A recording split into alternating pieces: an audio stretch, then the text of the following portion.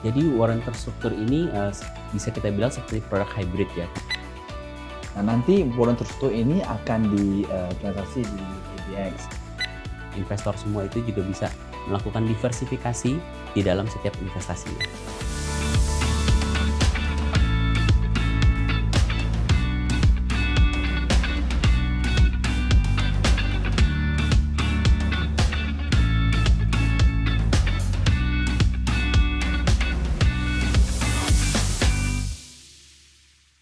Halo Smart People, bersama saya Lydia Vanessa dalam acara Smart Talk. Nah, hari ini kita ada tema menarik nih, yaitu warren terstruktur. Dan bersama saya sudah ada dua narasumber yang cakep-cakep. Yuk kita sapa dulu. Yang pertama ada Pak Kenneth Zhao selaku Head of Division Equity Derivative. Halo Pak Kenneth. Halo Smart People. Dan ada juga Pak Stanley Atmanegara selaku Head of Sales and Marketing Equity Derivative. Halo Pak Stanley. Halo Smart People. Nah, tadi kan saya udah singgung ya kalau kita membicarakan sesuatu yang baru dan menarik nih, yaitu warren terstruktur. Mungkin boleh nih Pak Kenneth perkenalan terlebih dahulu. Ya, kita dari tim EQD ya udah bekerja bersama-sama untuk menyediakan sebuah karya yang bisa dinikmati seluruh investor Indonesia. Yaitu dengan menerbitkan warren terstruktur yang berlandaskan saham-saham penghuni IDX 30. RSB udah ada pengalaman dalam warren terstruktur di negara ASEAN lainnya. Dengan pengalaman ini, kami memberanikan diri untuk memperkenalkan warren terstruktur kepada seluruh investor di Indonesia. Nah, nanti warren terstruktur ini akan ditransaksi di ADX dengan perlindungan ke C dan ke P. Dengan adanya warren terstruktur, investor bisa membuat diversifikasi dengan lebih mudah. Karena pembelian nominal untuk warren terstruktur itu lebih terjangkau jika berbanding dengan saham underlying-nya. Nah, ini untuk kecepatan lainnya juga baik ya untuk investor yang mempunyai risk appetite yang tinggi. Karena untuk pergerakan warren terstruktur ini lebih agresif jika berbanding dengan saham underlying-nya.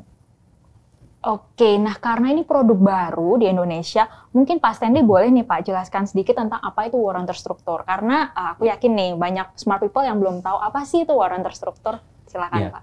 Jadi warren terstruktur ini bisa kita bilang seperti produk hybrid ya, karena dia sebenarnya basicnya itu adalah option, gitu ya. Jadi tapi kalau kita tahu option itu kan akan di exercise ketika jatuh tempo, gitu ya. Tapi kalau untuk structure warren sendiri ini tidak perlu menunggu.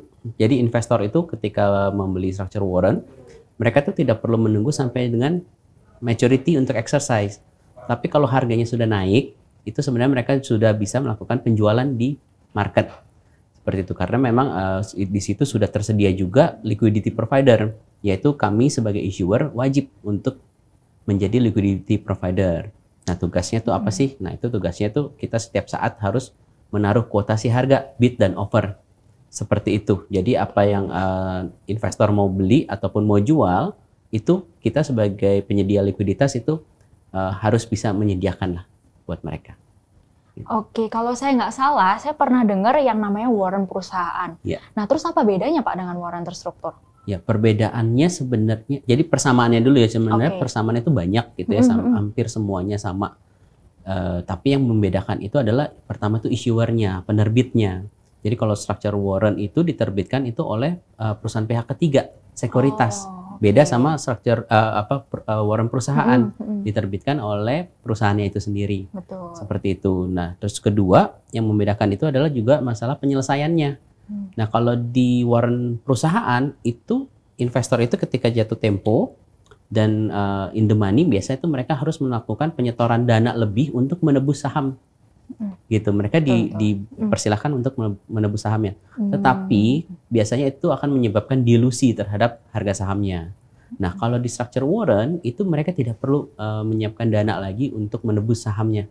Tetapi kami akan menyelesaikan secara tunai dan itu akan otomatis ditransfer dari KSE kepada setiap nasabah. Itu bukan hanya untuk nasabahnya RHB, tapi untuk seluruh pemegang warren terstruktur dari sekuritas manapun. Seperti itu. Nah, lalu yang membedakan lainnya yaitu yang tadi saya sudah jelaskan adanya liquidity provider ya. Dimana kalau misalnya warren terstruktur tuh kita sebagai issuer akan hadir di situ. Kita akan selalu ada di pasar untuk memberikan likuiditas. Jadi nggak usah takut kalau ada investor yang merasa kalau kemarin waktu beli warrant perusahaan itu merasa bahwa likuiditasnya tidak seliquid itu. Nah kalau di sini itu kami akan selalu menyediakan likuiditas di pasar. Oke, dengan kata lain likuiditasnya terjamin gitu ya Pak ya. Betul.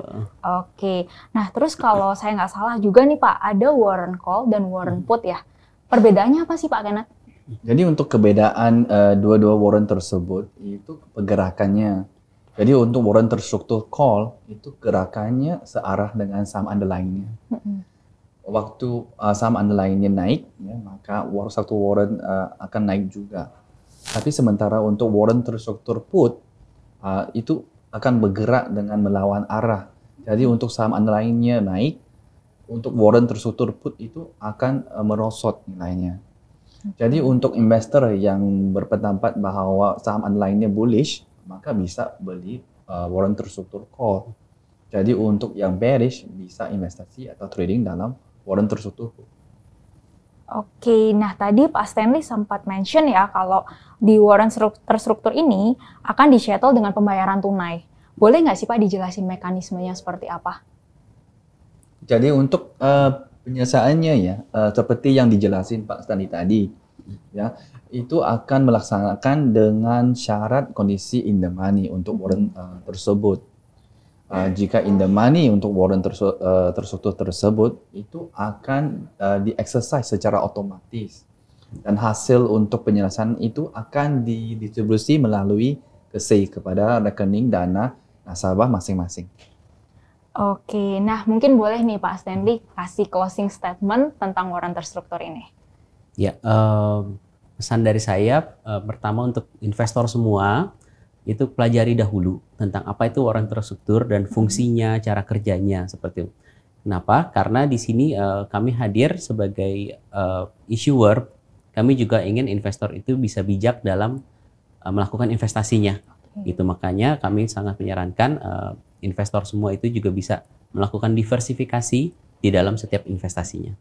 Oke, mungkin dari Pak Kenneth boleh kasih closing statement-nya Pak? Jadi memang warrant terstruktur itu produk high risk high return. Ya, jadi memang menarik ya untuk potensi keuntungannya, tapi jangan lupa ada risiko juga untuk investasi tersebut. Jadi yang mau mempelajari lebih mendalam dalam warrant terstruktur bisa pantau terus ke IG RHB ataupun Telegram RHB untuk mempelajari lebih ya dalam warrant terstruktur. Oke, sekian informasi dari kami tentang warrant terstruktur. Semoga bisa menjadi informasi bagi smart people untuk berinvestasi di instrumen ini. Tentunya semua keputusan jual dan beli berada di tangan Anda sepenuhnya. Saya Lydia Vanessa beserta narasumber pamit undur diri. Sampai jumpa di Smart Talk berikutnya.